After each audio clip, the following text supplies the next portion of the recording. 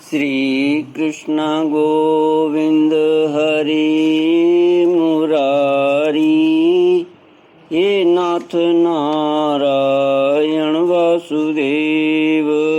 श्री कृष्ण गोविंद हरि मुरारी, हे नाथ नारायण वासुदेव। सच्चिदानंद रूपाय विश्वोत्पत्त्यादि Hathaway तापत्रय विनाशाय श्री कृष्णाय वयं नमः।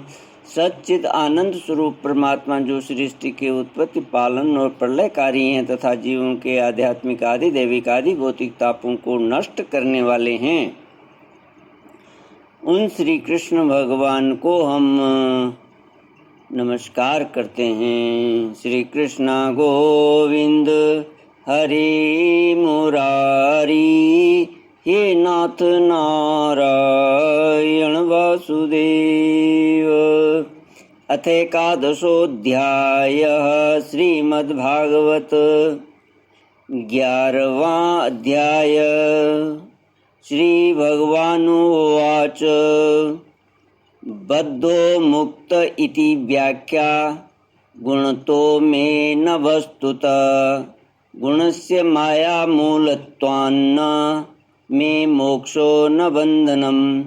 शोकमोहो सुखं दुःखं देहापत्तिश्च मायया, स्वप्नो यथात्मनः ख्यातिः संसृतिर्न तो वास्तवी। विद्या विद्धे मम तनु विद्युद्धव शरीरिणां, मोक्षबन्धकारी आद्ये मायया मे विनिर्मिते।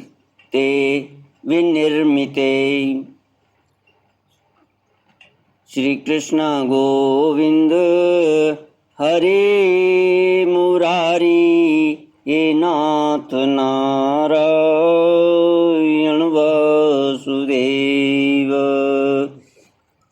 बद्ध मुक्त और भक्तजनों के लक्षण। भगवान श्री कृष्ण ने कहा, प्यारे उद्धव,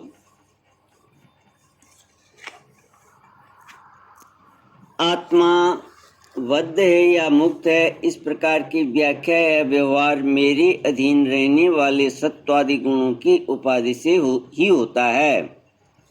वस्तुतः तत्व दृष्टि से नहीं।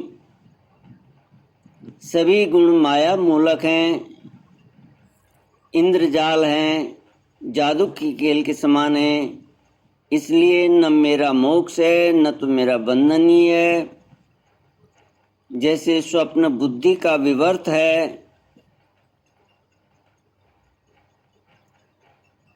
उसमें बिना हुए ही भासता है, मिथ्या है, वैसे ही शोक मोह सुख दुख, शरीर की उत्पत्ति और मृत्यु, यह सब संसार का बिखेड़ा माया अविद्या के कारण प्रतीत होने पर भी वास्तविक नहीं है। प्रतीत होने पर भी वास्तविक नहीं है। उद्धव, शरीरधारियों को मुक्ति का अनुभव कराने वाली आत्मविद्या और बंधन का अनुभव कराने वाली अविद्या, ये दोनों ही मेरी अनादि शक्तियां हैं। मेरी माया से ही इनकी रचना हुई है। इनका कोई वास्तविक अस्तित्व नहीं है। भाई, तुम तो स्वयं बड़े बुद्धिमान हो, विचार करो। जीव तो एक ही है, वह व्यवहार के लिए ही मेरे अंश के रूप में कल्पित हुआ है। वस्तुतः मेरा स्वरूप ही है। आत्मज्ञान से संपन्न होने पर उसे मुक्त कहते हैं और आत्मा का ज्ञान न होने से बद्ध, और यह अज्ञान अनादि होने से बंधन भी अनादि कहलाता है। अज्ञान अनादि होने से बंधन भी अनादि कहलाता है। इस प्रकार मुझ एक ही धर्मी में रहने पर भी जो शोक और आनंद स्वरूप विरुद्ध धर्म वाले जान पड़ते हैं, उन बद्ध और मुक्त जीव का भेद मैं बतलाता हूँ। वह भेद दो प्रकार का है। एक तो नित्य मुक्त ईश्वर से जीव का भेद, और दूसरा मुक्त बद्ध जीव का भेद। पहला सुनो, जीव और ईश्वर बद्ध और मुक्त भेद से भिन्न भिन्न होने पर भी एक ही शरीर में नियंता और नियंत्रित के रूप में स्थित हैं। ऐसा समझो कि शरीर एक वृक्ष है, इसमें हृदय का घोंसला बनाकर जीव और ईश्वर नाम के दो पक्षी रहते हैं। वे दोनों चेतन होने के कारण समान हैं और कभी न बिछड़ने के कारण सखा हैं। इनके निवास करने का कारण केवल लीला ही है। इतनी समानता होने पर भी जीव तो शरीर रूप वृक्ष के फल सुख दुख आदि भोगता है, परंतु ईश्वर उन्हें न भोग कर कर्म फल सुख दुख आदि से असंग और उसका साक्षी मात्र रहता है। अभोक्ता होने पर भी ईश्वर की यह विलक्षणता है कि वह ज्ञान ऐश्वर्य आनंद और सामर्थ्य आदि में भोक्ता जीव से बढ़कर है।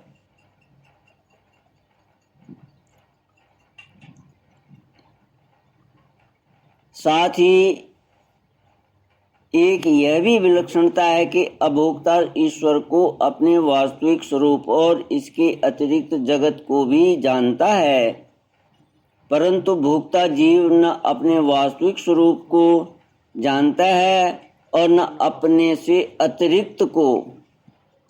इन दोनों में जीव तो अविद्या से मुक्त होने के कारण अविद्या से युक्त होने के कारण नित्यबद्ध है और ईश्वर विद्या रूप होने के कारण नित्य मुक्त है। प्यारे उद्धव, ज्ञान संपन्न पुरुष भी मुक्त ही हैं।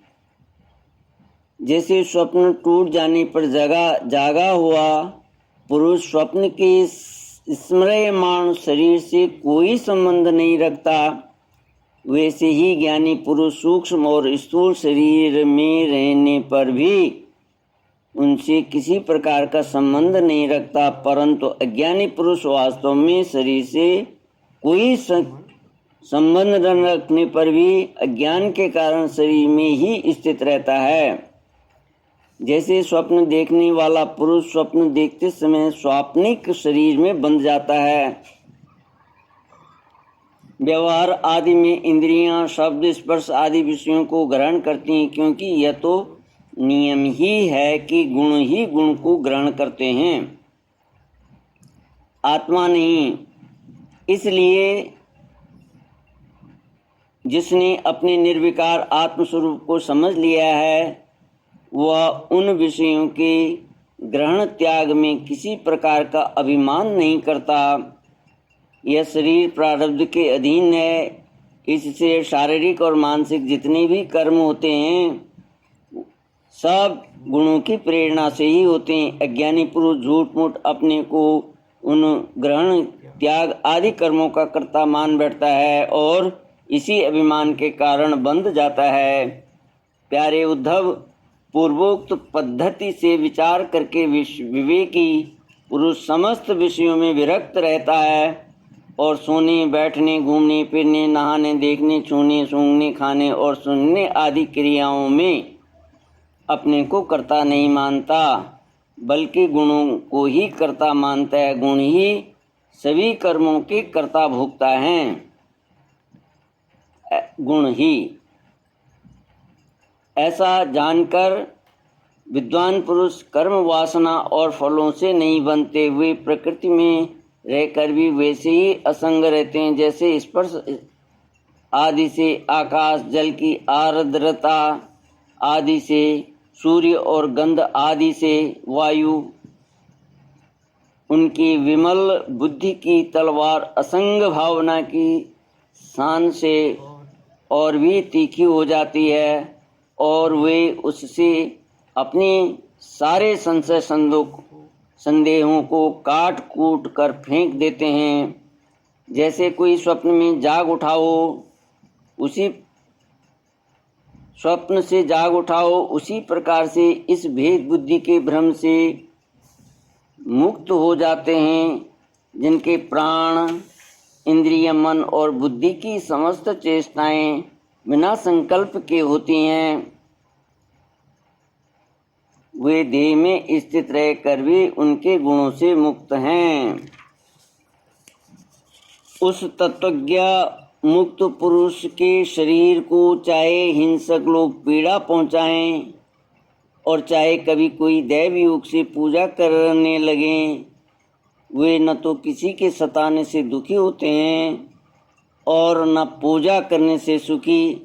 जो समदर्शी महात्मा गुण और दोष की दृष्टि से ऊपर उठ गए हैं, वे न तो अच्छे काम करने वाले की स्तुति करते हैं और न बुरे काम करने वालों की निंदा।